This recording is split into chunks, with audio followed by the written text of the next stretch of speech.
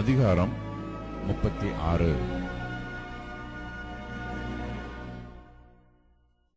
பின்னும் கர்த்தருடைய வார்த்தை எனக்கு உண்டாகி, அவர், மனுபுத்திரனே, இஸ்ரவேல் வம்சத்தார் தங்கள் சுய தேசத்திலே குடியிருக்கையில் அதை தங்கள் நடக்கையினாலும் தங்கள் கிரியைகளினாலும் தீட்டுப்படுத்தினார்கள். அவர்களுடைய நடக்கை என் முகத்துக்கு முன்பாக தூரஸ்திரியின் தீட்டை போல் இருந்தது. ஆகையினால் தேசத்திலே அவர்கள் சிந்தின இரத்தத்தின் நிமித்தமும் அதை அவர்கள் தங்கள் நரகலான விக்கிரகங்களால் தீட்டுப்படுத்தினதின் நிமித்தமும் நான் என் உக்கிரத்தை அவர்கள் மேல் ஊற்றி அவர்களை புறஜாதிகளுக்குள்ளே சிதறடித்தேன். தேசங்களில் தூற்றி போடப்பட்டார்கள். அவர்களுடைய நடக்கையின் படியையும் அவர்களுடைய கிரியைகளின் படியையும் அவர்களை நியாயம் தீர்த்தேன். அவர்கள் புறஜாதிகளிடத்தில் போனபோது அந்த ஜனங்கள் இவர்களை குறித்து, இவர்கள் கர்த்தருடைய ஜனங்கள், அவருடைய தேசத்திலிருந்து வந்தார்கள் என்று சொன்னதினால் இவர்கள் என் பரிசுத்த நாமத்தை பரிசுத்த குலைச்சலாக்கினார்கள். ஆனாலும் இஸ்ரவேல் வம்சத்தார் தாங்கள் வந்து சேர்ந்த புறஜாதிகளிடத்திலே பரிசுத்த குலைச்சலாக்கின என் பரிசுத்த நாமத்தின் நிமித்தமாகவே இறங்குகிறேன். ஆதலால் நீ இஸ்ரவேல் வம்சத்தாரை நோக்கி, கர்த்தராகிய ஆண்டவர் உரைக்கிறது என்னவென்றால், இஸ்ரவேல் வம்சத்தாரே, உங்கள் நிமித்தம் அல்ல, நீங்கள் வந்து சேர்ந்த புறஜாதிகளிடத்தில் பரிசுத்த குலைச்சலாக்கின என் பரிசுத்த நாமத்தின் நிமித்தமே நான் இப்படி செய்கிறேன். புறஜாதிகளின் நடுவே நீங்கள் பரிசுத்த குலைச்சல் ஆக்கினதும் அவர்களுக்குள் உங்களால் பரிசுத்த குலைச்சல் ஆக்கப்பட்டதுமான என் மகத்தான நாமத்தை நான் பரிசுத்தம் பண்ணுவேன். அப்பொழுது புறஜாதிகள் தங்கள் கண்களுக்கு முன்பாக நான் உங்களுக்குள் பரிசுத்தம் பண்ணப்படுகையில் நான் கர்த்தர் என்பதை அறிந்து கொள்வார்கள் என்று கர்த்தராகிய ஆண்டவர் சொல்லுகிறார். நான் உங்களை புறஜாதிகளிடத்திலிருந்து அழைத்து உங்களை சகல தேசங்களிலும் இருந்து சேர்த்து உங்கள் சுய தேசத்திற்கு உங்களை கொண்டு வருவேன். அப்பொழுது நான் உங்கள் மேல் சுத்தமான ஜலம் தெளிப்பேன். நான் உங்களுடைய எல்லா அசுத்தங்களையும் உங்களுடைய எல்லா நரகலான விக்கிரகங்களையும் நீக்கி உங்களை சுத்தமாக்குவேன். நீங்கள் சுத்தமாவீர்கள். உங்களுக்கு நவமான இருதயத்தை கொடுத்து உங்கள் உள்ளத்திலே புதிதான ஆவியை கட்டளையிட்டு கல்லான இருதயத்தை உங்கள் மாம்சத்திலிருந்து எடுத்து போட்டு சதையான இருதயத்தை உங்களுக்கு கொடுப்பேன். உங்கள் உள்ளத்திலே என் ஆவியை வைத்து உங்களை என் கட்டளைகளில் நடக்கவும் என் நியாயங்களை கைக்கொள்ளவும் அவைகளின்படி செய்யவும் பண்ணுவேன். உங்கள் பிதாக்களுக்கு நான் கொடுத்த தேசத்திலே நீங்கள் குடியிருப்பீர்கள். நீங்கள் என் ஜனமாயிருப்பீர்கள். நான் உங்கள் தேவனாயிருந்து உங்கள் அசுத்தங்களையெல்லாம் நீக்கி உங்களை ரட்சித்து உங்கள் மேல் பஞ்சத்தை கட்டளையிடாமல் கோதுமையை வரவழைத்து அதை பெருகப் பண்ணி, நீங்கள் இனிமேல் ஜாதிகளுக்குள்ளே பஞ்சத்தினால் உண்டாகும் நிந்தையை அடையாதபடிக்கு விருட்சத்தின் கனிகளையும் வயலின் பலன்களையும் பெருகப் பண்ணுவேன். அப்பொழுது நீங்கள் உங்கள் பொல்லாத மார்க்கங்களையும் உங்கள் தகாத கிரியைகளையும் நினைத்து உங்கள் அக்கிரமங்களின் நிமித்தமும் உங்கள் அருவருப்புகளின் நிமித்தமும் உங்களையே அரோசிப்பீர்கள். நான் இப்படி செய்வது உங்கள் நிமித்தமாக அல்லவென்று கர்த்தராகிய ஆண்டவர் சொல்லுகிறார். இது உங்களுக்கு அறியப்பட்டிருக்க கடவது. இஸ்ரவேல் வம்சத்தாரே, உங்கள் வழிகளின் நிமித்தம் வெட்கி நாணுங்கள். கர்த்தராகிய ஆண்டவர் சொல்லுகிறது என்னவென்றால், நான் உங்கள் அக்கிரமங்களையெல்லாம் நீக்கி உங்களை சுத்தமாக்கும் காலத்திலே பட்டணங்களில் குடியேற்றுவிப்பேன். அவாந்தரமான ஸ்தலங்களும் கட்டப்படும். பாழாக்கப்பட்ட தேசம் கடந்து போகிற யாவருடைய பார்வைக்கும் பாழாய் கிடந்ததற்கு பதிலாக பயிரிடப்படும். பாழாய் கிடந்த இத்தேசம் ஏதேன் தோட்டத்தைப் போலாயிற்று என்றும், அவாந்தரமும் பாழும் நீர்மூலமுமாயிருந்த பட்டணங்கள் அரணிப்பானவைகளும் குடியேற்றப்பட்டவைகளுமாயிருக்கிறது என்றும் சொல்லுவார்கள். கர்த்தராகிய நான் நீர்மூலமானவைகளை கட்டுகிறேன் என்றும் பாழானதை பயிர் நிலமாக்குகிறேன் என்றும் அப்பொழுது உங்களை சுற்றிலும் உள்ள மீதியான ஜாதிகள் அறிந்து கொள்வார்கள். கர்த்தராகிய நான் இதைச் சொன்னேன், இதைச் செய்வேன். கர்த்தராகிய ஆண்டவர் சொல்லுகிறது என்னவென்றால், இஸ்ரவேல் வம்சத்தாருக்காக நான் இதை அனுக்கிரகம் செய்யும்படி அவர்கள் என்னிடத்தில் விண்ணப்பம் பண்ண வேண்டும். மந்தை பெருகுகிறது போல் அவர்களில் மனிதரை பெருக பண்ணுவேன். பண்டிகை காலங்களில் எருசலேமிலே பரிசுத்தம் பண்ணப்பட்டு வருகிற மந்தைகள் எப்படி திரளாயிருக்கிறதோ அப்படியே அவாந்தரமாயிருந்த பட்டணங்கள் மனுஷரின் மந்தையால் நிரம்பியிருக்கும். அதனால் நான் கர்த்தர் என்பதை அறிந்து கொள்வார்கள் என்று சொல் என்றார்.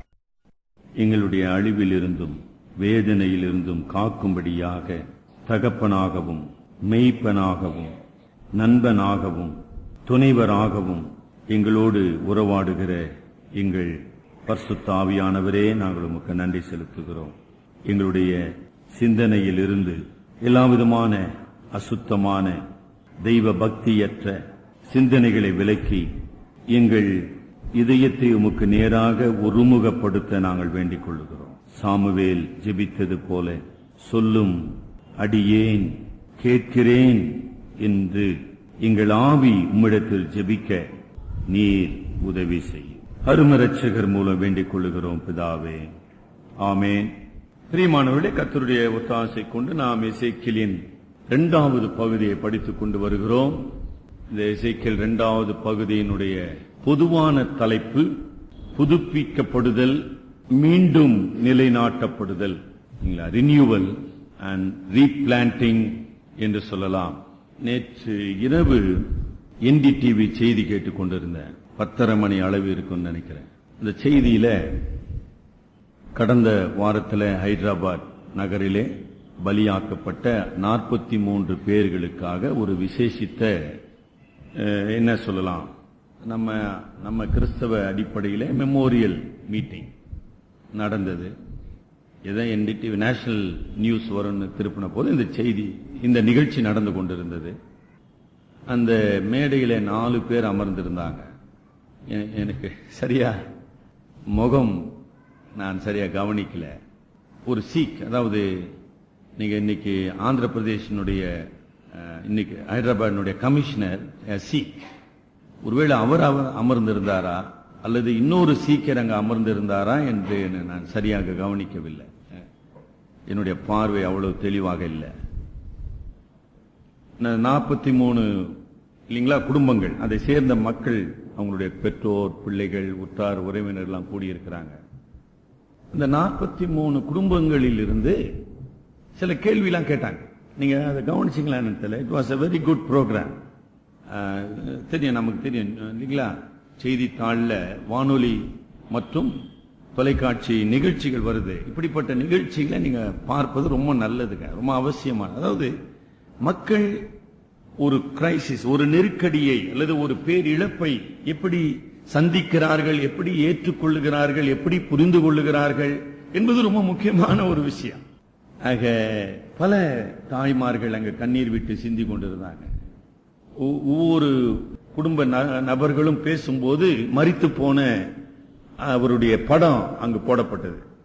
ரொம்ப சிறப்பாக அந்த நிகழ்ச்சிகள் ஒழுங்கு செய்யப்பட்டிருந்தது. பல கேள்விகள் கேட்டாங்க. ஏன் இந்த தவறு நடந்தது அப்படின்னு, ஏன் இந்தியாவிலே தீவிரவாதம் பரவுகிறது, ஏன் இந்திய அரசினாலே தீவிரவாதத்தை கட்டுப்படுத்த முடியவில்லை, இப்படி தீவிரவாதத்துக்கு இன்னசென்ஸ் அப்பாவி மக்கள் படுகொலையாக்கப்படுகிறார்களே, ஏன் இந்த தீவிரவாதிகள் அதை உணர்வதில்லை, இப்படிலாம் ரொம்ப ரொம்ப அருமையான கேள்விகள் கேட்கப்பட்டது, பதில்கள் சொல்லப்பட்டது. அப்படி பதில் சொல்லின்னு வரும்போது நான் நினைக்கிறேன், should be probably, இன்னைக்கு டெக்கான் ஹெரால்ட் நான் படிக்கல, probably commissioner is a Sikh man. அப்ப ஒரு நபர் இந்த கேள்வி கேட்டார். என்ன கேள்வி கேட்டார்? ஐயா, நீங்க போலீஸ் கமிஷனரா இருக்கிறீங்க, உங்களுக்கு தீவிரவாதிகள் எப்படி வருகிறார்கள், எப்படி செயல்படுகிறார்கள், எங்கு இருக்கிறார்கள், இப்படிப்பட்ட இன்டெலிஜென்ஸ் உங்களுக்கு கிடைக்குமே, நீங்க ஏன் அந்த பப்ளிக்கோட பகிர்ந்து கொள்ளக்கூடாது? நாங்க உங்களுக்கு உதவி செய்வோமே. இந்த மாதிரி சென்னையில தீவிரவாதிகள் ஊடுருவி இருக்கிறார்கள், இன்றைக்கு நடக்கின்ற கிரிக்கெட் மேட்ச், இந்த நிகழ்ச்சி, அந்த நிகழ்ச்சி, இதெல்லாம் நீங்க கொஞ்சம் கவனமா இருங்க அப்படின்னு நீங்க கொஞ்சம் அனௌன்ஸ்மெண்ட் ரேடியோல டிவில பண்ணீங்கன்னா நாங்களும் கொஞ்சம் உஷாரா இருப்போமே. ஒரு நல்ல ஆலோசனை தானுங்க. It seems to be very good and fine. ஆனா அந்த சீக்கு என்ன பதில் சொன்னார் தெரியுங்களா? ரொம்ப அருமையான பதில். அந்த 2 வார்த்தைகள் தான் என் மனதில் பதிந்தது. சொன்னாரு, உள்துறையில் இருந்து இன்டெலிஜென்ஸ் மூலமாக எங்களுக்கு பெறுகிற பல தகவல்களை நாங்கள் உங்களோடு பகிர்ந்து கொள்ள முடியாது. அதுக்கு சட்டம் அனுமதிப்பது கிடையாது. அந்த தகவல்கள் மூலமாக தவறுகள் நடக்கலாம், நடக்காமலும் போகலாம். ஆகவே மக்களை பீதி அடைய செய்வது எங்களுடைய நோக்கம் அல்ல. உங்களுடைய ஒத்துழைப்பு எங்களுக்கு தேவை. தீவிரவாதிகளை அடக்குவதிலும் அல்லது இப்படிப்பட்ட பேர் அழிவுகளை தடுப்பதிலும் பொதுமக்களுடைய ஒத்துழைப்பு எங்களுக்கு மிக மிக முக்கியம். ஆனாலும் நாங்கள் பெறுகின்ற அத்தனை உளவுத்துறை செய்திகளையும் உங்களிடத்தில் நாங்கள் பகிர்ந்து கொள்ள கூடாது, முடியாது அப்படின்னு சொல்லி நிறுத்திட்டு இருந்தா கரெக்டா இருந்திருக்கேன் இல்லைங்களாமா? கூட ஒரு வார்த்தை சொன்னேன்.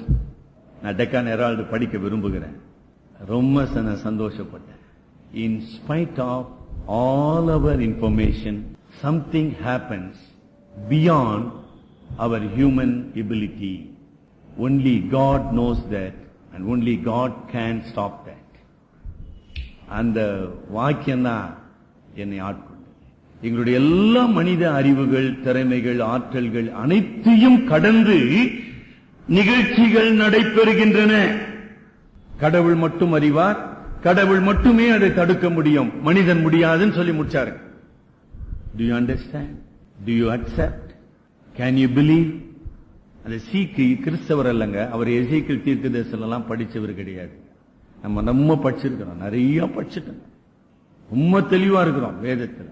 ஆனா ஒரு வாழ்க்கையில சோதனைகளும் போராட்டங்களும் வேதனைகளும் வரும்போது ஒரு அவிசுவாசியை விட பரிதாபமாக ஒப்பாரி வச்சிருக்கிறோம். என்ன சொன்னாருங்க சீக்கு? It is God who rules the world.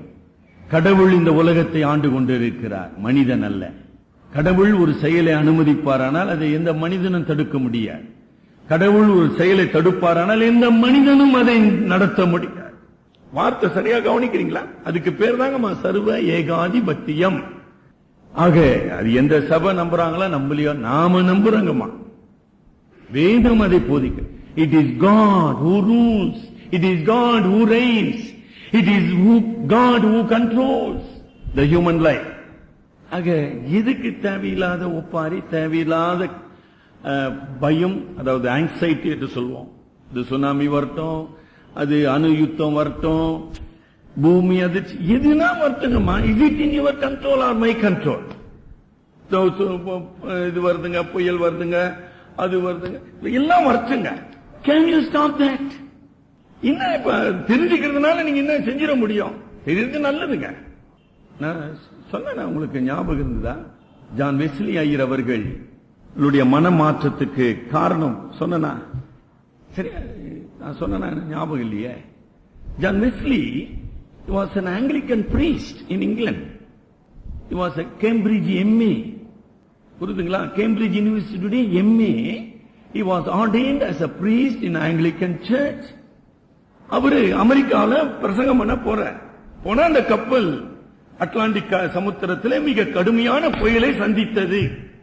கொஞ்ச நேரம் யோசனை பண்ணுங்க. Do you understand who our God is? நம்முடைய கடவுள் யார்? அவர் என்ன செய்கிறார்? அவர் எப்படி ஆளுகிறார்? எப்படி மனிதனோடு உறவு கொள்ளுகிறார்? மனிதனோடு எப்படி பேசுகிறார்? ஏதாச்சும் புரியுதுங்களா? சும்மா கடவுள் இருக்கிறார்னா எல்லாம் தான் சொல்லுகிறான் கடவுள் இருக்கிறார். நீ தானே சொல்ற. போங்க, வடபழனிக்கு போங்க, யாகம் நடந்துனுக்குது, கும்பாபிஷேகம் நடந்துனுக்குது, அவங்க கூட தான் சொல்லுகிறான் கடவுள் இருக்கிறார்னு.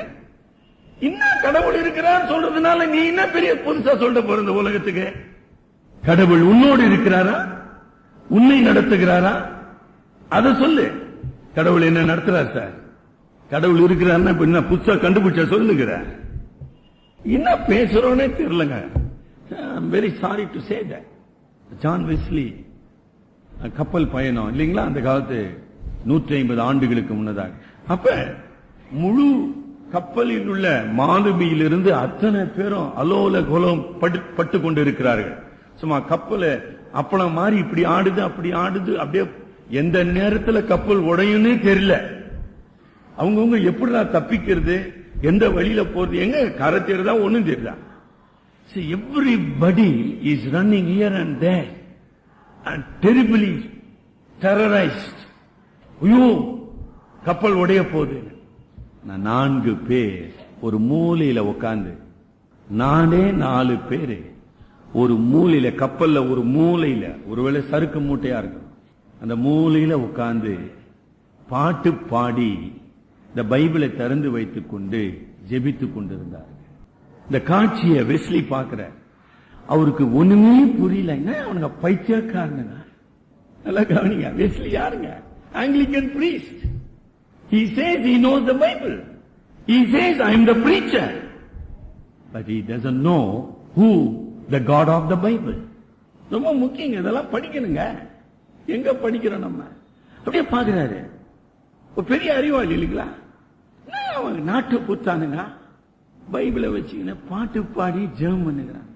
மீதி பேர்லாம் ஓடியாந்துக்கிறான், பாய எடுக்கிறான், இதோ பண்றான், என்னென்னமோ பண்ணுகிறான். இவருக்கு என்ன பண்றதுன்னு தெரியல வெஸ்லிக்கு. அப்படியே அந்த 4 பேர்ல எந்த அலைச்சலும் கிடையாது, எந்த பிரச்சனையும் கிடையாது. அழகா சந்தோஷமா சத்தமா பாட்டு பாடுகிறாங்க. அப்படியே யோசி, what is the psychology behind them? அவனுடைய மன தத்துவ ரீதியில அவனுடைய செயலுக்கு என்ன காரணம்? அப்ப அந்த நேரத்தில் பேசல அவரு. இவருக்கு சொல்ல முடியாத எரிச்சல். யாரா அவனுங்க?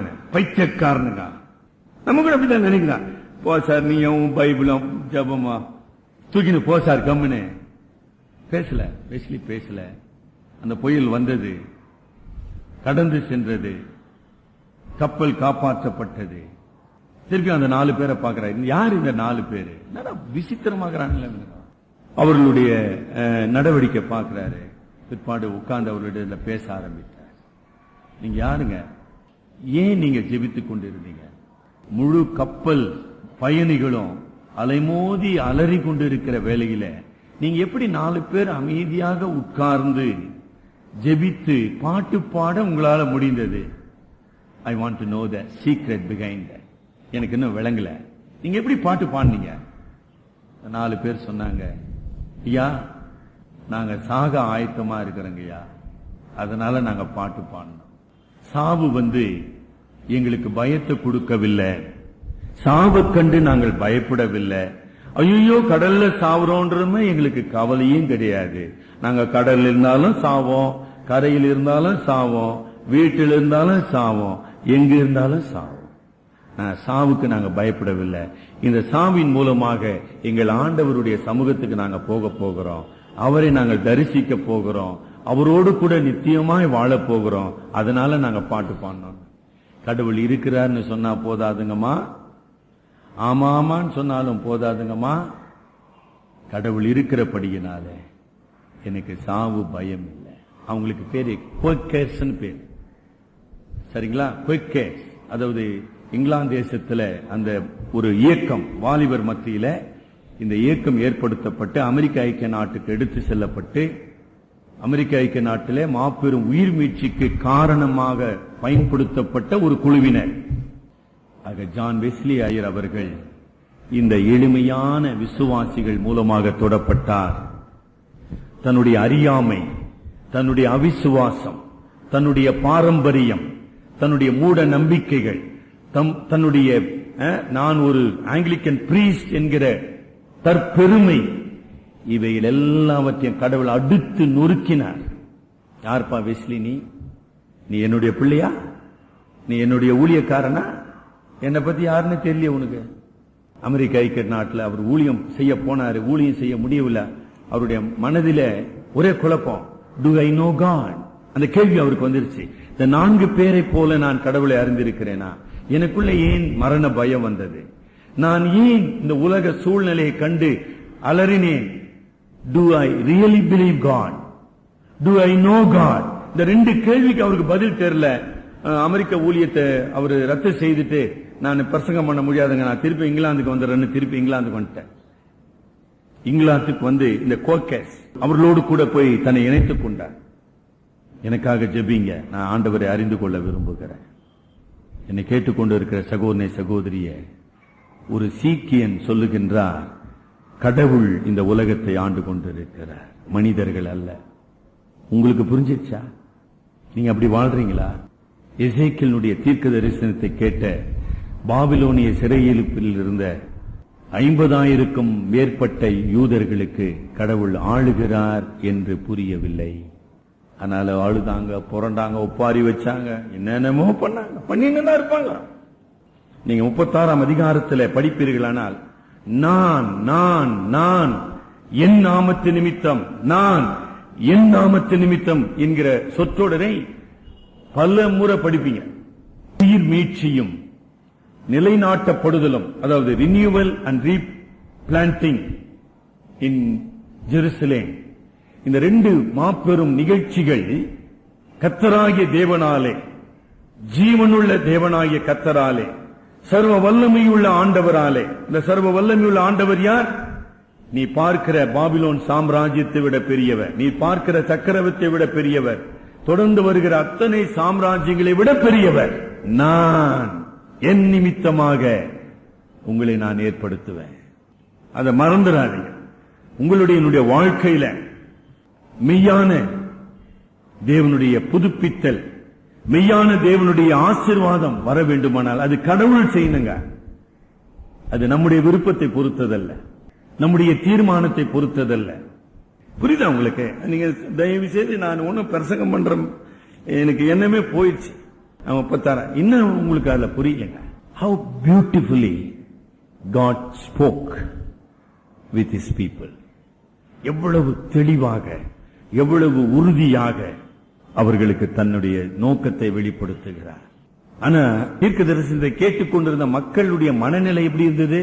ஐயோ, கடவுள் அநியாயமா தண்டிச்சிட்டாரு, மெட்ராஸ் பாஷையில அம்போன்னு மாட்டிக்கணுமே, ஐயோ என்ன ஆகுமோ. நல்ல வார்த்தை கவனிக்கிறீங்களா?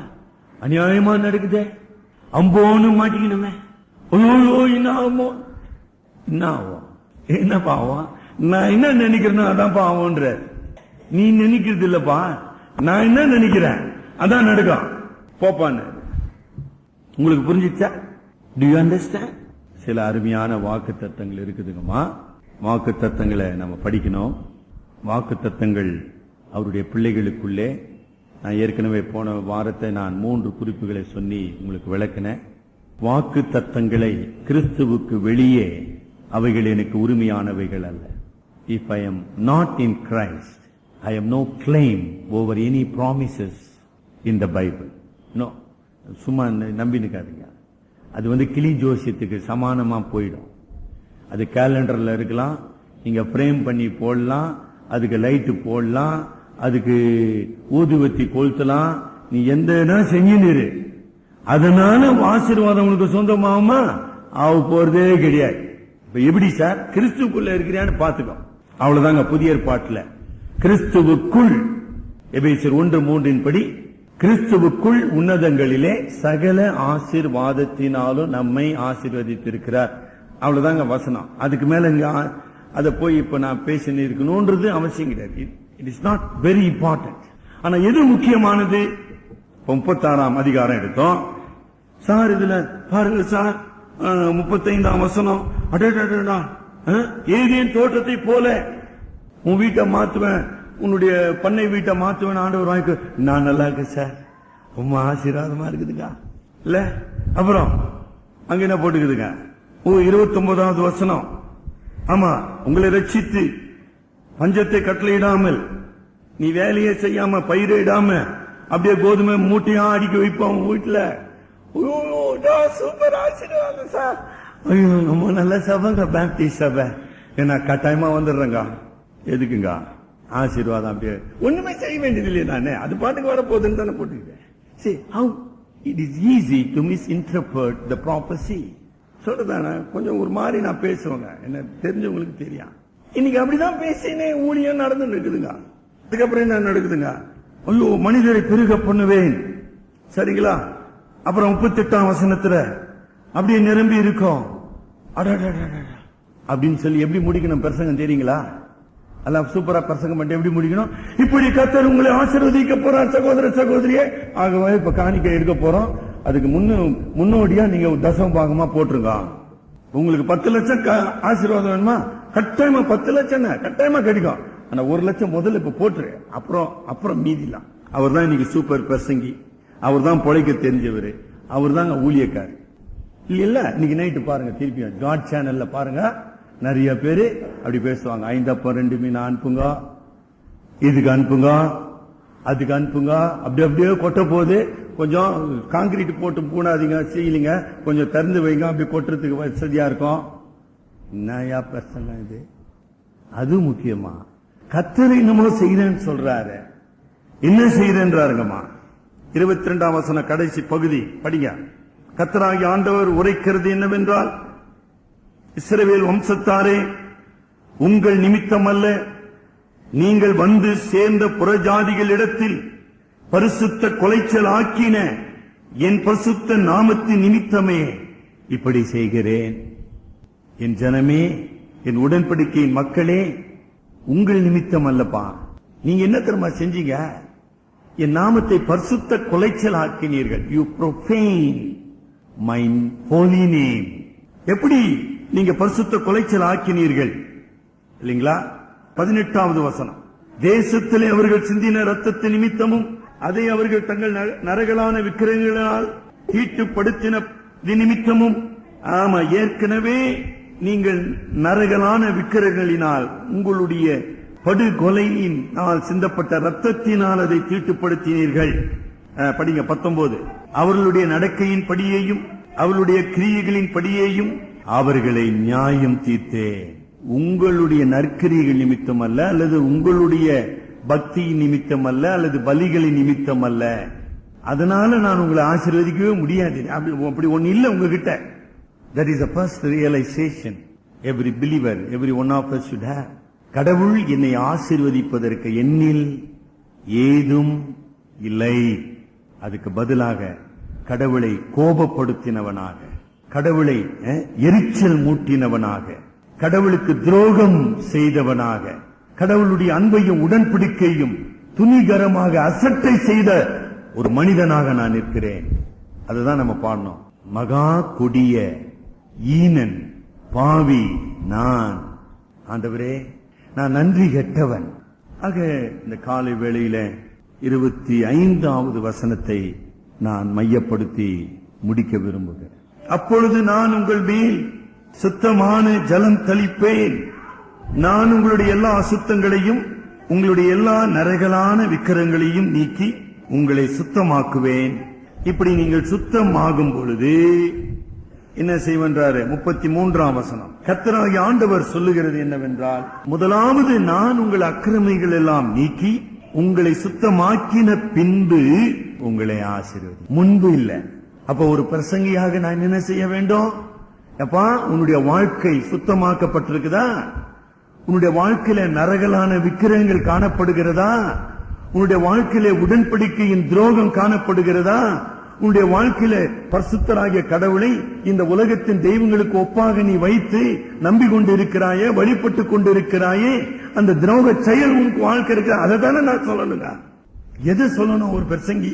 சொல்லுங்க. இந்த ஆசீர்வாத செய்திகளிலம்மா வழமை கோட்பாடு யோசனை. ஐ consider you very matured believers. இந்த வழமை கோட்பாடு போதிக்கிறாங்கல்ல, எனக்கு கொஞ்சம் அப்புறம் சொல்லுங்க. I want your feedback. ஐயா, நீங்க தப்பா பேசினுக்கிறீங்க, கொஞ்சம் பார்த்து பேசுங்க. இந்த வழமை கோட்பாட்டுல பொருளாசை என்கிற விக்கிரக ஆராதனை, ஆசீர்வாதம் என்கிற ஒரு அழகான பேப்பர் சுற்றப்பட்டு ரிப்பன் கட்டப்பட்டு கொடுக்கப்படுகிறது. 1 தீமோத்தேயு 6ஆம் அதிகாரத்தில் கடவுளுடைய வசனம் கடுமையாக எச்சரிக்கிற பொருளாசை என்கிற பாவம், it was wrapped up beautifully, tied with a beautiful ribbon and presented as a blessing. That is what doctrine of prosperity. புரியுதுங்களா? கடவுள் மேலுள்ள விசுவாசம் என்னை பொருள் ஆசைக்கு வழி நடத்தக்கூடாது. நல்லா கவனிச்சீங்களா? பரிசுத்தத்தின் மீது ஆசையிலே வழி நடத்த வேண்டும். நான் ரொம்ப அன்போடு உங்களிடத்தில் ஐ மேக் an appeal.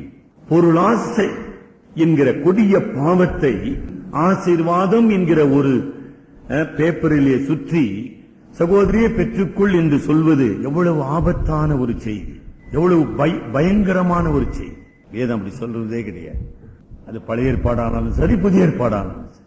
நாம் இம்மைக்காக மாத்திரம் கிறிஸ்துவின் மேல் விசுவாசம் உள்ளவர்களாய் இருப்போமானால் நம்மை காட்டிலும் பரிதபிக்கப்படத்தக்கவர்கள் யார்? 1 கொரிந்தியர் 15:19. அப்புறம் ஏன் நம்ம இம்மைக்காக ரொம்ப கவலைப்படணும்? ஏன் பயப்படணும்? 31ஆம் அதிகாரத்தினுடைய மைய செய்தி 25வது வசனம், 26வது வசனம், 33வது வசனம். அதுதான் மைய செய்தி. இன்றைக்கு சிறை இருப்பிலே போரின் கொடுமையை சந்தித்தவர்களாக, போரின் அழிவை கண்டவர்களாக, எல்லாவற்றையும் இழந்து வறுமையிலே வாடிக்கொண்டிருப்பவர்களாக, உழைப்பினாலே நொந்து போனவர்களாக, வியாதியுற்றவர்களாக, ஒரு சிலர் வயதானவர்கள், சிறையிருப்பில் இருக்கிற யூதர்கள் வயதானவர்கள் மரணத்தை எதிர்நோக்கி ஏங்கி கொண்டிருக்கிறவர்களாக இருக்கிறவர்கள் தான் இந்த 36ஆம் அதிகாரத்தை கேட்டவர்கள். Who were the listeners? Those who long for death. என்ன சார், இந்த ஊர்ல வந்து நான் மாட்டிக்கிட்டு எப்படா சாவலான்னு இருக்கிறேன் சார், இனி என்னுடைய நாட்டை நான் பார்க்க முடியாது. நல்லா விளங்குதுங்களா? Never forget the audience. ஆக பாவத்தினுடைய அழிவு, பாவத்தினுடைய கொடுமை, பாவத்தினுடைய வேதனையை அப்படியே தத்ரூபமாக அனுபவித்துக் கொண்டிருக்கிறார்கள் இந்த மக்கள். அவர்களிடத்துலதான் எசேக்கியேல் பேசிக் கொண்டிருக்கிறார். நான் சொன்னேன் பாத்தீங்களா, அது எசேக்கியேல் ஆசீர்வாதம் சொன்னாருங்கம்மா, அது அவங்களுடைய வாழ்க்கையில நிறைவேற போறது கிடையாது. கிட்டத்தட்ட 3 தலைமுறை கழித்து அவர்களுடைய வாழ்க்கையில நிறைவேறலாம். கற்பனையாக அல்லது கனவாக அவர்களுக்கு தோன்றலாம். பரிசுத்தாவியானவருடைய செய்தி அந்த 25ஆம் வசனம், 26ஆம் வசனம் இல்லைங்களா, அதை நான் வலியுறுத்தி பார்க்க விரும்புகிறேன். இன்றைக்கு தேவனை ஆராதிக்க வந்திருக்கிற நம்முடைய வாழ்க்கையில ஒருவேளை நாம் சொல்லலாம், ஐயா இயேசு கிறிஸ்துவின் ரத்தத்தினாலே நான் பாவம் கழுவப்பட்டவன், ஐயா நான் ஞான ஸ்நானத்தினாலே தேவனோடு கூட உடன்படிக்கை செய்தவன், ஐயா ஆவியானவர் எனக்குள்ளே வாசமாயிருக்கிறார், நான் அவருடைய பிள்ளையா இருக்கிறேன். ரொம்ப சரிங்கம்மா. ஆனாலும் we need cleansing. நமக்கு சுத்திகரிப்பு தேவை. சுத்திகரிப்பு. ஏன் சுத்திகரிப்பு நமக்கு தேவை? பரிசுத்த ஆவியானவர் இயேசு கிறிஸ்துவின் ரத்தத்தை 2 விதமாக ஒரு விசுவாசினுடைய வாழ்க்கையில அல்லது ஒரு நபருடைய வாழ்க்கையில பயன்படுத்துகிறார். சரியா கவனிச்சீங்களா? மறந்துடாதீங்க, ரொம்ப முக்கியமானது. whether you are a believer or unbeliever, யாரா இருந்தாலும் சரி, 2 விதத்துல எது நம்மை சுத்திகரிக்கிறது? நமக்கு அனைவருக்கும் தெரிந்த வசனம் 1 யோவான் 1:7, இயேசு கிறிஸ்துவின் ரத்தம் சகல பாவங்களில் இருந்தும் நம்மை சுத்திகரிக்கும். அதுதான் அங்க சொல்றார். சுத்தமான ஜலம் நான் உங்கள் மேல் தெளிப்பேன். சுத்தமான ஜலம் நான் உங்கள் மேல் தெளிப்பேன். அது ஒரு ஆங்கிலத்தில் இமேஜரி என்று சொல்வார்கள், ஒரு உருவகமான சொற்றொடர். ஆக இயேசு கிறிஸ்துவின் ரத்தம் எவ்விதமாக என்னை சுத்திகரிக்கிறது? பாவம் ஒரு மனிதனிலே எதை நிகழ்த்துகிறது என்றும், இயேசு கிறிஸ்துவின் ரத்தம் அந்த பாவத்தின் விளைவுகளில் இருந்து, பாவத்தின் அடிமைத்தனத்திலிருந்து எப்படி ஒரு நபரை விடுதலை ஆக்குகிறது என்பதுதான் இதனுடைய முக்கியங்க. சரி, பாவம் என்னமா செய்து இல்லைங்களா? 2 காரியத்தை செய்துங்கம்மா. முதலாவது, எனக்குள்ள குற்ற மனசாட்சியை கொண்டு வருகிறது. குற்ற மனசாட்சி, கில்ட்னு சொல்றோம் ஆங்கிலத்தில். இந்த குற்ற மனசாட்சி என்னுடைய ஆத்மாவிலே ஒரு கரையை படிய செய்கிறது. ஸ்டெயின் என்று சொல்றோம் இல்லையா? ஒரு கரை படிது. அந்த கரையை நான் பார்க்க வேண்டியவனா இருக்கேன், கரை மறைவதில்லை. ஆக முதலாவது குற்றம் உணர்வு என்கிற மனசாட்சியை நான் பெற்றவனாக இருக்கிறேன். இந்த குற்ற மனசாட்சி நம்ம 51ஆம் சங்கீதத்தில் வாசித்த வண்ணமாக கடவுளுடைய பரிசுத்த பிரசன்னத்திலிருந்து என்னை பிரிக்கிறது. ஆதாம் ஏவாள் ஏதேன் தோட்டத்தில் பாவம் செய்தவுடனே அவர்கள் கடவுளுக்கு பயந்து ஓடி ஒளிந்து கொண்டார்கள். அதேதான் நடக்குது இன்னைக்கு. எப்பொழுதெல்லாம் ஒரு விசுவாசியாக நான் பாவத்துக்கு இடம் கொடுக்கிறேனோ அப்பொழுதெல்லாம் என் மனசாட்சியில குற்ற உணர்வு ஏற்பட்டு it separates me from the holy presence of God. அப்ப கழுவப்படுவது எவ்வளவு முக்கியம் இல்லைங்க? எவ்வளவு முக்கியமானது. தாவீது ராஜா கதறினார், ஆண்டவரே உம்முடைய ஆவியை என்னிடத்திலிருந்து எடுத்து போடாதே. கடவுளுடைய பிரசன்னத்திலிருந்து பிரிக்கப்படுவதை விட ஒரு வேதனையான சம்பவம் இருக்க முடியுமா? சாவு பாக்குறோமா? சாவு வேதனையா இருக்குது. நம்ம இடத்திலிருந்து நமக்கு அருமையானவர்களை பிரித்து விட்டது, தாங்க முடியல. ரைட்டு, கடவுளிடத்திலிருந்து என்ன பிரிச்சிச்ச பாவம். ஐயோ, அதாவது நம்மை சுற்றி நிகழ்கின்ற பாவத்தின் நிகழ்வுகள்மா, we see the results of sin. பாக்குறோம், வெடி விபத்து, ஆக்சிடென்ட், அப்படியே 3 பேர் அவுட், சடலம் எடுத்து அடிக்க நிக்கிறாங்க. We see the visible effect of sin.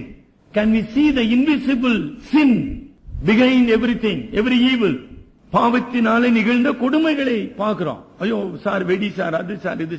அதுக்கு பின்னால ஒரு பாவம் நடந்தது, அது பார்க்க முடியுது உங்களால? There is an invisible sin. நம்முடைய கண்களினாலே பார்க்க முடியாத ஒரு பாவம் இருந்தபடினால்தான் இந்த தீமை நடந்தது. அதேதான் என்னுடைய வாழ்க்கையில. ஏன் நான் இன்றைக்கு கடவுள் என்னோடு இருக்கிறார் என்கிற உணர்வற்றவனாக இருக்கிறேன்? ஏன் கடவுளுடைய பிரசன்னத்தை இழந்ததுனால என்னுடைய சமாதானம், என்னுடைய சந்தோஷம் என்னை விட்டு போய்விட்டது. ஆனால்தான் ரட்சணிய சந்தோஷத்தை திரும்பவும் எனக்கு தந்து என்னை மகிழ்ச்சியாக்கும் என்று சங்கீதக்காரன் பாடுகிறார். You cannot be a happy person if you are not in the presence of God.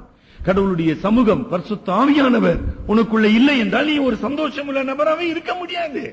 நீ இருக்க மாட்டே, மற்றவங்களையும் இருக்க விட மாட்ட. அதான் உண்மை. முதலாவது குற்ற உணர்வு என்னை கடவுளுடைய பிரசன்னத்திலிருந்து பிரிக்கிறது, தேவனுடைய ஆக்கினையை என் மேல் கொண்டு வருகிறது.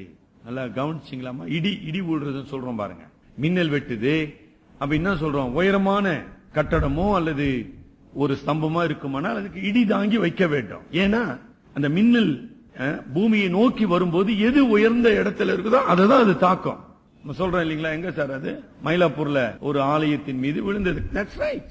ஆக நீயும் நானும் பாவத்துக்கு இடம் கொடுத்து பாவத்திலே நிலைத்திருப்போமானால் கடவுளுடைய கோபாக்கினை நம்மேல் விழுவதற்கு நாம் ஆயத்தமாக இருக்கிறோம் என்பது பொருள். At any time the wrath of God can fall on us. நம் மீது அது விழ முடியும். மூன்றாவது, இந்த குற்ற மனசாட்சியை நான் சுமந்து கொண்டிருக்கும் போது I am carrying a shame. ஆதாம் ஏவாளை போல, தாவீதை போல, சிம்சோனை போல, சவுலை போல நான் ஒரு வெட்கத்தை, ஒரு அவமானத்தை, ஒரு நிந்தையை சுமந்து கொண்டிருக்கிறவனாக இருப்பேன். பாவத்தில் வாழ்கிற எந்த ஒரு மனிதனும் அவன் நிம்மதியாக இருக்க முடியாது. துன்மார்க்கனுக்கு சமாதானம் இல்லை. பாவத்திலே தொடர்கிற எந்த மனிதனும் வெட்கத்தை மறந்தவனாக இருக்கும். நீங்க யோசிக்கலாம், என்ன சார் சினிமா நடிகலாம் என்ன சூப்பரா இருக்கிறாங்க, ரொம்ப சூப்பரா இருப்பாங்கம்மா, திடீர்னு ஒரு நாளுக்கு தற்கொலை செஞ்சு சேர்த்துருவாங்க. அதான் சூப்பருங்க. அவங்க தற்கொலை எழுதுறாங்க பாருங்க. நான் பலரை நம்பி ஏமாற்றப்பட்டேன், என் வாழ்க்கையை முடித்துக் கொள்ளுகிறேன். படிங்க, அதை படிங்க. முதல்ல அவன் சூப்பரா இருந்தா இல்லன்றது ரெண்டாவது பிரச்சனை. ஏன் செத்தா? எத்தனை பேர் வேணும் உங்களுக்கு? எல்லாம் பார்த்துனே இருக்கான், திடீர்னு ஒரு நாள் காணாம போயிடுவான். அதான் துன்மார்க்கனுடைய முடிவு. பைபிள் சொல்லுது, துன்மார்க்கன் பசுமையான மரத்தை போல் காட்சி அளிப்பான், சடுதியாக இல்லாமற் போய்விடுவான். குற்ற உணர்வு என்னுடைய ஆத்துமாவை, என் ஆவியை கடவுளிடத்தில் இருந்து பிரிக்கிறது. பரிசுத்த ஆவியை துக்கப்படுத்துகிறது. குற்ற உணர்வு கடவுளுடைய கோபாக்கினை அல்லது தண்டனை அல்லது சிக்ஷை என் மேல் வருவதற்கு என்னை ஆபத்தான ஒரு இடத்துல வைக்குது. அப்சலோம் இருக்கிறான். அப்சலோம் கதை தெரியுமா இல்லீங்களா? கிங் தன்னைத்தானே ராஜாவாக பிரகடப்படுத்தினான், தகப்பன் மீது படையெடுத்து சென்றான். இன்னைக்கு காலியா அப்பா அவுட்டார். இன்னைக்கு அப்பா அவுட்டா? அப்படித்தானே கிளம்புனா குதிரையில. திரும்பி அவன் தலைதான் எருசலேமுக்கு வந்துச்சு. அப்சலோம் கதை தெரியுமா தெரியாதுங்களா? எந்த ஒரு மனிதனும் கடவுளை எதிர்த்து வாழ முடியாது. ஆக மூன்றாவது, நிந்தையை சுமக்கிறவனாக. சில காரியங்களை சொல்ல முற்படுறான, பயத்தோடு பேச விரும்புகிறேன். ஒரு சமயம் நம்முடைய தமிழ்நாட்டில் இருந்து வெளிநாடு சென்ற ஒரு பிரசங்கியார், கடவுளால் வல்லமையாக பயன்படுத்தப்பட்ட பிரசங்கியார். நான் ஒரு காரணத்தோடு சொல்லிக் கொண்டிருக்கிறேமா, it is related to the subject. இல்லாட்டி நான் அதை பத்தி பேச வேண்டிய அவசியம் இல்லை. What is shame? இன்னும் உங்களுக்கு புரியல, வெட்கம்னா இன்னும் புரியல இல்லீங்களா? மிக மிக பிரபலமான பிரசங்கியார். கடந்த 50-60 ஆண்டுகளுக்கு முன்னதாக அமெரிக்க ஐக்கிய நாடு, ஐரோப்பா கண்டம், இங்கிலாந்து பல இடங்களிலே அவர் செய்தி அளித்தவர். ஒரு பாவத்திலே வீழ்ந்து போனார். அன்று பிற்பகல் அவர் ஒரு கூட்டத்தில் செய்தி கொடுக்கணும். அவர் என்ன சொல்லி அனுப்பிச்சார் தெரியுங்களா? தன்னை கூட்டத்துக்கு அழைத்து போக வந்த அந்த ஊழியர்களை பார்த்து தன்னுடைய பேர் சொல்லி, இந்த மனிதன் மரித்து விட்டான், go and tell the people so and so has died. செத்து விட்டான்னு போய் சொல்லுங்க சார். இன்னைக்கு அதான் மீட்டிங். அன்றையோட இல்ல தெரியல எனக்கு அவருடைய முடிவு நான் சரியாக தெரிந்து கொள்ளவில்லை. மிக சீக்கிரத்தில் அவர் மரித்து போனார். புரியுதுங்களா? அதாவது எல்லாரும் பாவம் செய்ய முடியும், அது வேற விஷயம். ஆனா நான் நிந்தையை சுமக்கிறவனாக இந்த உலகத்தில் வாழக்கூடாது. நிந்தையிலிருந்து பாபிலோனிய சிறையிருப்பில் இருப்பது நிந்தை இல்லங்கம்மா. தேவனை விட்டு விலகி தேவனுக்கு துரோகம் செய்து தேவனை மறந்து தேவனை ஆராதிக்க முடியாத நிலையில தாவீது கதறுகிறான். போறங்க, ஐயோ கர்த்தருடைய வாசஸ்தலங்கள் எவ்வளவு இன்பமானவைகள், உமது பீடைகள் அண்டையில் அடைக்கலான் குருவிக்கு வீடும் தகைவலான் குருவிக்கு தன் வீடுகளை கூடுகளை வைக்கும் இடமும் கிடைத்ததே. அப்படிப்பட்ட ஒரு அற்புதமான ஈவை இழந்தவனாக நான் செத்துக் கொண்டிருக்கிறேனே. ஐயோ, இந்த பன்றியின் உணவினால் என் வயிற்றை நிரப்ப நான் துடித்துக் கொண்டிருக்கிறேனே. எவ்வளவு கேடுகட்ட மனிதன் நான். கட்டகுமாரனுடைய நிந்தை அவன் இதயத்தை பிளந்தது. Why should I be here? உங்களுடைய வாழ்க்கையில அந்த சூழ்நிலையை பாக்குறீங்களா? இல்ல பாவத்தின் சுகபோகத்துல குளிர் காய்ந்து கொண்டு இருக்கிறீர்களா? ரெண்டுத்துக்கும் ரொம்ப வித்தியாசம். கொஞ்ச நாள் சிம்சன் அப்படி இருந்தார், தெலீலா மடியில. சிம்சன் தெரியுங்களா? அந்த சைடு அப்சலோம் தெரியணும், இந்த சைடு சிம்சோன் தெரியணும். அவர் எங்க சார் இருந்தாரு? தெலீலாவின் மடியில் சுகம் காண்டு கொண்டிருந்தார் சிம்சோன். பின்னால் கண் சொருகப்பட்டவராக, கண் பிடுங்கப்பட்டவராக 20 ஆண்டுகள் மாவரைத்துக் கொண்டிருந்தார். இரண்டாவதாக, ஏன் நான் கழுவப்பட வேண்டும்? பாவத்தினுடைய இயல்பு அடிமைப்படுத்துவது. அதனால்தான் ஆண்டவர் சொன்னார் யோவான் 8ஆம் அதிகாரத்தில், பாவம் செய்கிற ஆத்துமா சாகும். பாவம் செய்கிறவன் பாவத்துக்கு அடிமையாயிருக்கிறார். எப்படி மாதிரி என்னை அடிமைப்படுத்துது வேகமா சொல்ற. அதோட நான் முடிக்கிறேன். ரொம்ப முக்கியம். நம்ம அதுலதான் ஏமாற்றப்படுகிறோம். சார் நான் விசுவாசி சார், சார் நான் சார் எடுத்த சார். ஐயோ, தயவுசெய்து அதை திருப்பி திருப்பி நீங்க ஆவியானவருக்கு சொல்லாதீங்க. அவருக்கு நல்லா தெரியுங்க நீங்க யாருன்னு. நல்லா விளங்குதா? Don't try to justify yourself in your prayer. அது எனக்கு ஒன்னும் நியாயமாவே தெரியல. யாருக்கு ஜெபம் பண்றோம்? எல்லா மாதிரி தான் கடவுள்கிட்ட ஜெபம் பண்றோமா? இப்ப கடவுளுக்கு நீங்க நீதிமான்னு சொன்னாதான் அவருக்கு தெரியுமா நீதிமான்னு? என்னங்க இது பைத்தியக்காரத்தனமாகுது. கடவுளுக்கு தெரியுங்க நீங்க யாரு நான் யாருன்னு. அப்ப என்ன சொல்லணும்? ஐயோ ஆண்டவரே, நான் அடிமையாக இருக்கிறேன். ஆக இந்த அடிமைத்தனத்தின் படிகள் என்னமா? முதலாவது குருட்டுத்தனம், அறியாமை. இதை விட இது ரொம்ப முக்கியம், அதை விட எனக்கு இது வேண்டும். கடவுளை விட பணம் முக்கியம், கடவுளை விட மனிதர் முக்கியம், அதை விட இது முக்கியம், சத்தியத்தை விட கல்யாணம் முக்கியம். புரியுதுங்களா? தட் இஸ் த டார்க்னஸ், அறியாமை. ஏன் ஒரு மனிதன், ஒரு விசுவாசி பரிசுத்த பாதையை விட்டு விசுவாச பாதையை விட்டு வழி விடுகிறான்? இதை விட இது முக்கியம். ஏன் சார் போனா என்ன சார் பிரயோஜனம்? இந்த ஆளுகிட்ட ஓட்டின்னு இதை விட அது முக்கியம். இந்த ஆள் எப்ப சாமான் தெரியாது இந்த எலிசா. அப்புறம் நமக்கு எங்க சார் செக்யூரிட்டி எல்லாம் இருக்குதுங்களா? நல்லா கொஞ்சம் வாங்கி வச்சுக்கணுமா நாகமான் கிட்ட. எப்படியோ ஒரு 2 தலைமுறை அப்படியே போகும் பாருங்க. புரியுதுங்களா?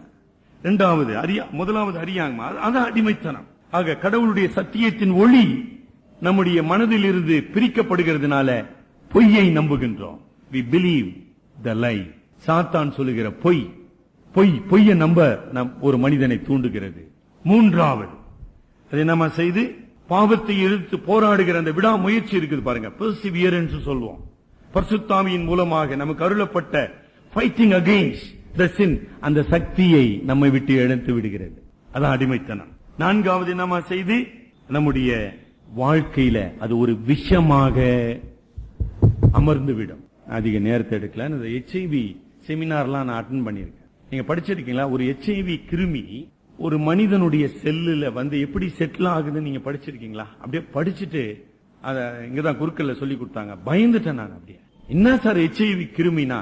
நம்முடைய செல், இந்த செல்லினுடைய அந்த பாதுகாப்பு வளையத்தை அது துளைத்து உள்ளே போய் அமர்ந்து 12 வருஷம் கழிச்சுதான் அது கிரியேட் செய்யும்.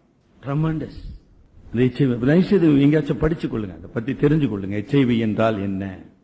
ஒரு கிருமி ஒரு மனிதனுக்குள்ள உடல் வந்துருச்சுன்னா அவன் தப்பித்து போகவே முடியாது. பினிஷ்ட். அவ்வளவு சக்தி வாய்ந்தது அந்த கிருமி. பாவம் அதே தன்மை உடையது. Sin is a poison. You cannot get rid of it. எல்லாம் விளங்குச்சுங்களா? நான் I'm not a medical person. ஆக எனக்கு அருமையானவர்களே, அது ஒரு விஷயமாக என்னை ஆட்கொள்ளும், என்னை அழிக்கும். ஐந்தாவதாக தீர்க்கதரிசி சொன்னது போல பரிசுத்த கடவுளை, அவருடைய அன்பை, அவருடைய நீதியை அசட்டை செய்கிறவனாக என்ன மாட்டான். ஆமா, நான் பெரிய பக்தி, நான் பெரிய ஆராதனை, இது என்ன? So I will talk like that. அப்படி ஆயிடுவேன் நான். வேற வழி இல்ல. கடவுளுடைய கிருபையை இழந்து போன ஒரு மனிதன் கடவுளுடைய கிருபையின் எத்தனங்களை, the means of grace, வேதம், ஜெபம், விசுவாசிகளின் ஐக்கியம், பிரசங்கம், திருவிருந்து, ஊழியம் அனைத்தையும் அசட்டை செய்கிறவனாக படா எல்லாம் தூக்கினேன். ஆமா, யாராச்சும் டாய்லெட் கொடுங்க, கோவம் வரும். என்னடா பெரிய ஏசுறா படா, you will be irritated. By the means of grace, கடவுள் உன்னை ரட்சிக்கும்படியாக அவர் கிருபையின் கரத்தை நீட்டுகிறார், அன்பின் கரத்தை நீட்டுகிறார், உன்னை தூக்கி விடும்படியாக அவர் வருகிறார். You will reject it. நேர யோசனை பண்ணிப்பார். அப்படிப்பட்ட ஒரு இதயத்தை என்னுடைய ரத்தத்தினாலே நான் சுத்தம் பண்ணுவேன். இயேசு கிறிஸ்துவின் சிலுவையின் ரத்தம் மாத்திரமே, சிலுவை பரிகாரம் மாத்திரமே, பதிலால் மரணம் மாத்திரமே என்னை விடுவிக்க முடியும். திருப்பந்தியில நாம நினைவு கூறுவது அந்த சிலுவையின் ரத்தம், கடந்த காலத்திலே சிந்தப்பட்ட ரத்தம், நிகழ்காலத்திலே பிதாவின் சமூகத்திலே பரிந்து பேசுகிற ரத்தம். அந்த ரெண்டு நிலையில சிந்தப்பட்ட ரத்தம், பரிந்து பேசுகிற ரத்தம் என் இதயத்திலே தெளிக்கப்பட வேண்டும். இந்த அழகான வசனம் 37ஆம் வசனம் படிங்க. நான் இந்த சுத்திகரிப்பை அனுக்கிரகம் செய்யும்படி, அண்டர்லைன், அவர்கள் என்னிடத்தில், நான் ஜெபிக்க மாட்டேன் சார், என் குடும்பத்துக்காக ஜெபிக்க மாட்டேன், யாருக்காக ஜெபிக்க மாட்டேன், எல்லாரும் பரிசுத்தம் அடைஞ்சிருவாங்க. எப்படி அடைவாங்க? நீ எப்படி அடைவ? நானும் ஜெபம் பண்ண மாட்டேங்க, டைமே கிடையாது சார், நீங்க சும்மா சொல்லிருங்க அப்படிங்களாங்க. நம்ம பரிசுத்தமே அடைய போறது இல்லைங்க. அது போட்டுக்கிறா இல்லையா? நான் இவைகளை இஸ்ரவேல் வம்சத்தாருக்கு அனுக்கிரகம் பண்ணும்படிக்கு அவர்கள் ஜெபம் பண்ண வேண்டும். ஜெபம் பண்ணுமா? செபிப்போம். அருமையான சகோதரனே, சகோதரியே, உன்னுடைய வாழ்க்கையில நீ காண்கிற குற்ற உணர்வின் சீர்கேடுகள், கடவுளுடைய பிரசன்னத்தை விட்டு பிரிக்கப்பட்ட நிலை, மனசாட்சியிலே வேதனைப்படுகிற நிலை, அல்லது தீமையை நன்மை என்று நம்பி பொய்யை நம்பி வாழ்ந்து கொண்டிருக்கிற ஒரு நிலை, நாம் அனுபவிக்கின்ற கஷ்டங்களுக்காக மற்றவர்களை காரணம் காட்டி மற்றவர்களை நொந்து கொள்ளுகிற ஒரு குருட்டாட்ட நிலை, நம்முடைய வாழ்க்கையிலே சமாதானத்தின் நம்பிக்கையும் சந்தோஷத்தையும் இழந்து பாவத்தின் அடிமைத்தனத்திலிருந்து விடுதலை பெற முடியாத தவிக்கின்ற ஒரு நிலை, நாம் வெறுக்கின்ற தீமையை தொடருகிற ஒரு நிலை, நாம் விரும்பாத நிந்தையை சுமக்கிற ஒரு நிலை. யோசனை பண்ணிப்பார். தேவனே, ரட்சிக்கும் தேவனே, என் அக்கிரமம் நீங்க என்னை கழுவி அருளும், என் பாவம் மற என்னை சுத்திகரியும். ஜெபிப்போமா? உமது கல்வாரி சிலுவையிலே நீர் எனக்காக சிந்தின உமது பாவ பரிகார ரத்தத்தினாலே என்னை கழுவி அருளும். தேவனே, எனக்காக பரிந்து பேசுகிற உமது ரத்தத்தினாலே என் ஆத்துமாவை நீ தெளித்தருளும். அதனுடைய பொருள், Lord, cleanse me, purify me and make me sensitive to you. ஆண்டவரே, உமக்கு என்னை உணர்வுள்ளவனாக மாற்றும். கல்லான இருதயத்தை, உமை அசட்டை பண்ணுகிற இருதயத்தை, எதிர்க்கிற இதயத்தை எடுத்து போட்டு 26ஆம் வசனத்தின்படி அந்த நவமான இதயத்தை, கீழ்ப்படிதலான சிந்தையை எனக்குள்ளே சிருஷ்டியும். அன்புள்ள தகப்பனே, எங்களை வழி நடத்துகிற ஆவியானவரே, எங்களுக்கு இறங்கும். தேவரீர் உமது ரத்தத்தினாலே எங்களை கழுவி அருளும், உமது ஆவியானவராலே எங்களை உயிர்ப்பித்து அருளும். எங்கள் அருமை இரட்சகர் மூலம் ஜெபிக்கிறோம் பிதாவே, ஆமேன்.